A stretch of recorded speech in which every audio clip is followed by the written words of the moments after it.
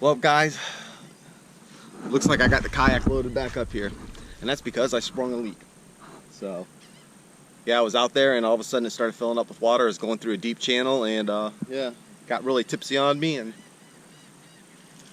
looked in there and could hear the water coming in. So I got a pretty good sized hole. Hopefully it's easy to find, and then I can plastic weld it and get this kayak going. So doesn't look like there's going to be any fishing for today, so we'll take this back home. I'll hook up the plastic welder if we can find the leak. I do have a plastic welder. I'll show you how to plastic weld. It's really not that hard. We're not fishing, so we'll go ahead and see if we can't fix my choosa back up so I can get it in the water. That really bums me out. Hate it when I have time to go fishing and can't go fishing. I gotta fix stuff. So yeah, never really hit anything either. I don't even try and go across the oyster bars or anything like that. And I use my little buggy over there to cart it around. I don't drag it in the sand or anything like that, so really no reason for it to have a hole in it. The only thing I can think of is maybe the transducer maybe wore a hole through it or something like that. I have no idea until I get it home and take a look at it. So I'm gonna go ahead and head home and fire up the plastic welder hopefully and find this hole and get her patched up, man. Let's see how this goes. Hey, well, I made it home, so I figured the best thing for me to do is just leave the water that's in there, and kind of gonna. I don't really have a kayak stand. It'd be kind of nice if I did. My stand's really hard to get to, so I guess I'm gonna stretch it across and on this garbage can and leave it on the gate of my truck.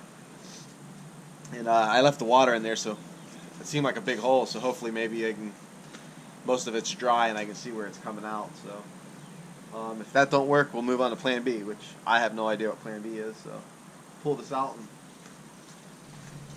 Okay, well, I got it bridged across there, and it looks like there's already some drops of water. I don't know what that's from, if it's from the hole or if it's just from stuff on the deck. So let's get under there, take a look, see if we can't find the hole.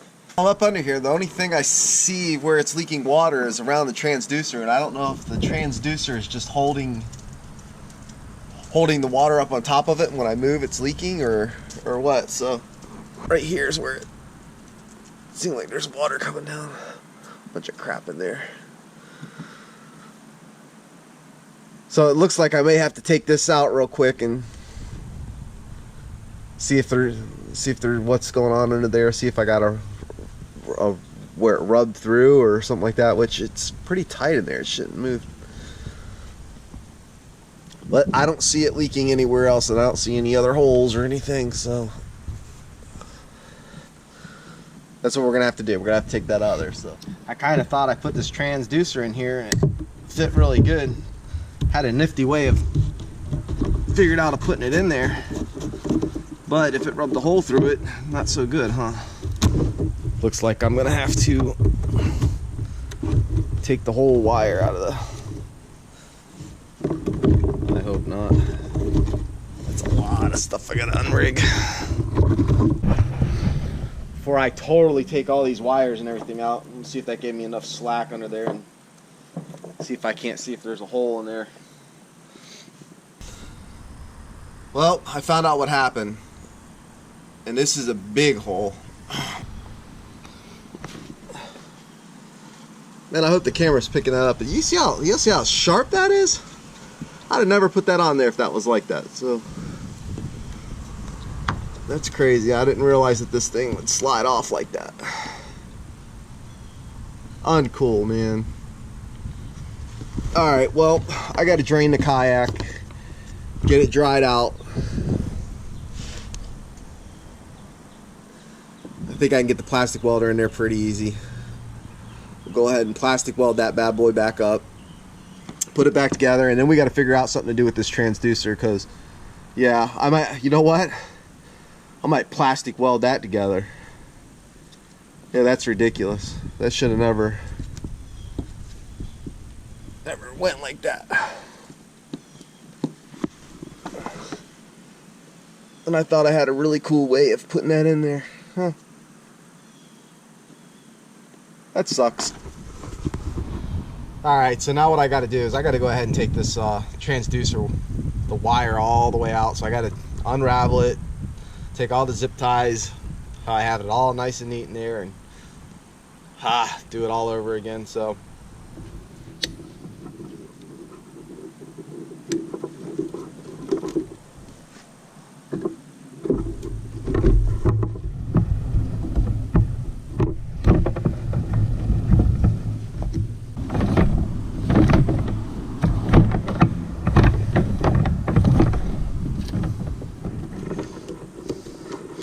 fits perfect in there.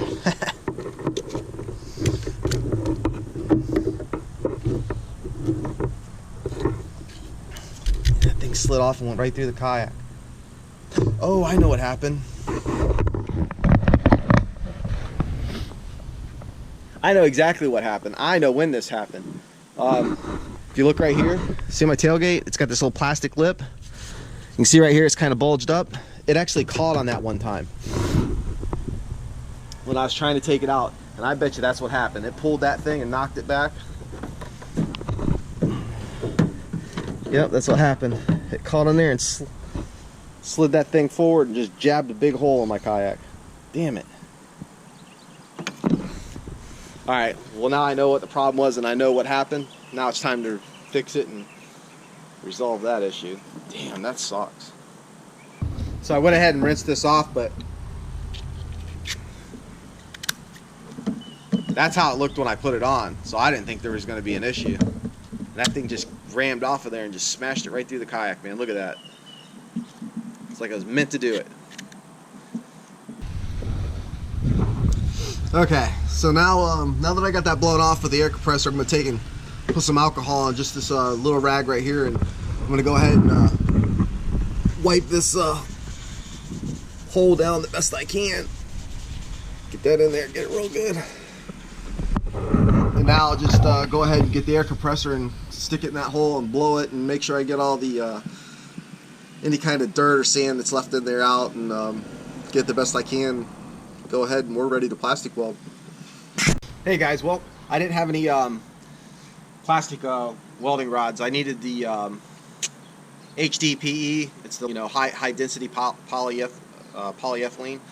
I got lucky. I found enough scraps inside my kayak where they drill the holes and put the rivets and stuff like that for the pole holders and the rigging, to where I got just enough where I think I'll be able to fill that hole. And that's actually the better way to go anyway, because it'll match the kayak, and it's the exact same plastic and material that they use in a kayak, so it sticks really well. So I'm gonna get under there and see if we can't weld it up.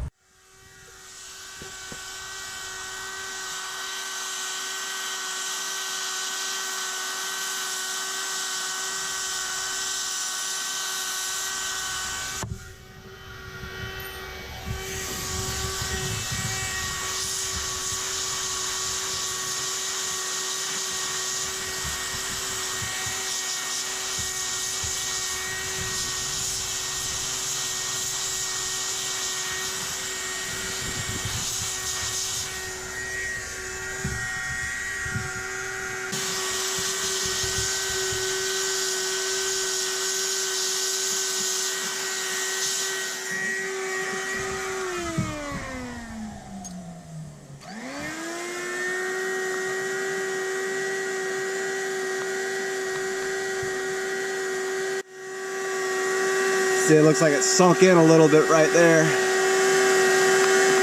So I might need to go to the inside and try and push it out. It's still really hot.